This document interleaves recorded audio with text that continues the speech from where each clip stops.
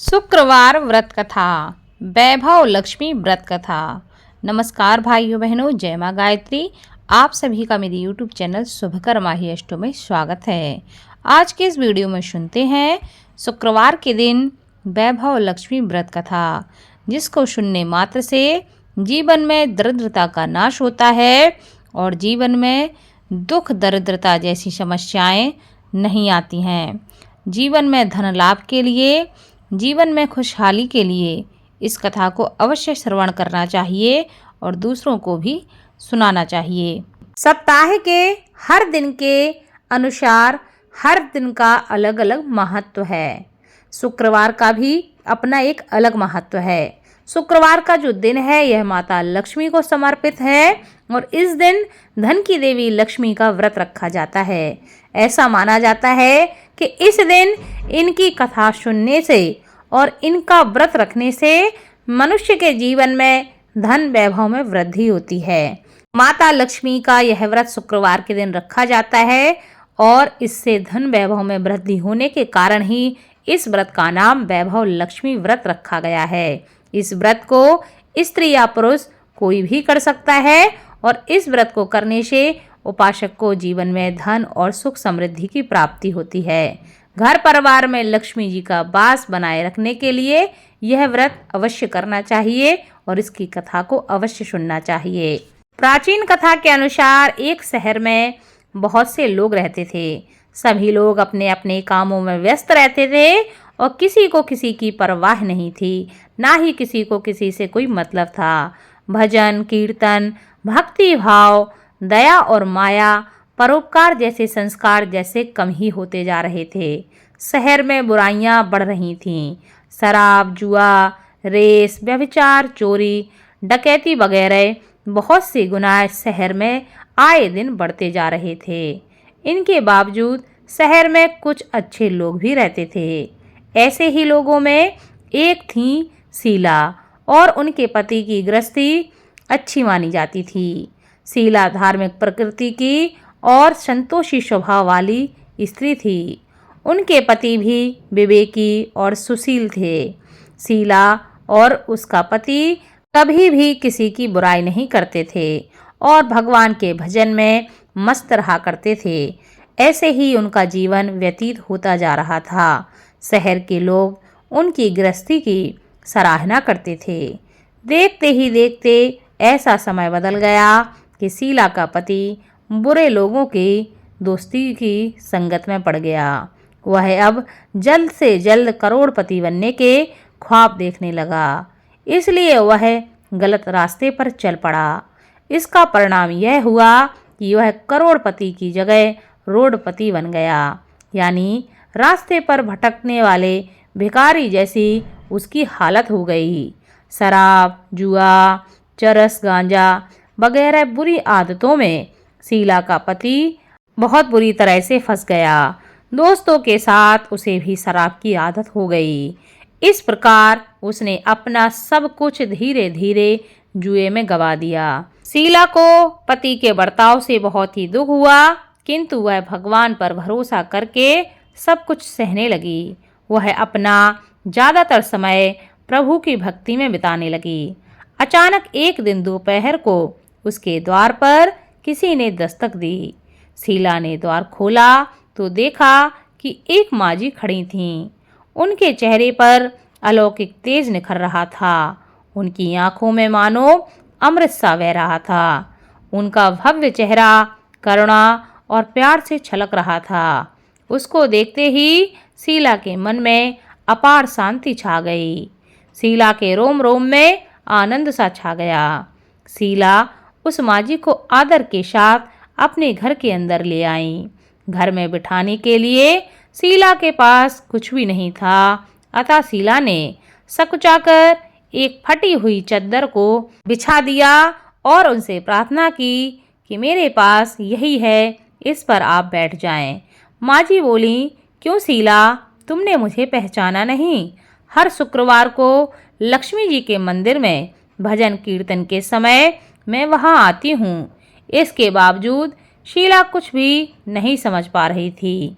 फिर माँ-जी कहने लगी, तुम बहुत दिनों से मंदिर नहीं आई, अतः मैंने सोचा कि चलो पूछ कर आती हूँ, आखिर तुम मंदिर क्यों नहीं आती।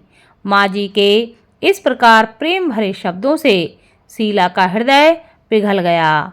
उसकी आंखों से आंसू बहने लगे। वह बिलख बिलख कर रोने लगी। माँ जी ने कहा, अरे बेटी, सुख और दुख तो धूप और छांव जैसे होते हैं, थोड़ा धैर्य रखो बेटी, सब कुछ ठीक हो जाएगा।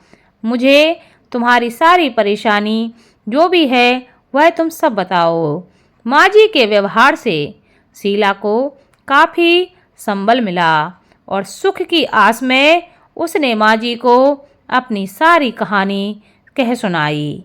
कहानी सुनकर माँ जी ने कहा, कर्म की गति न्यारी होती है।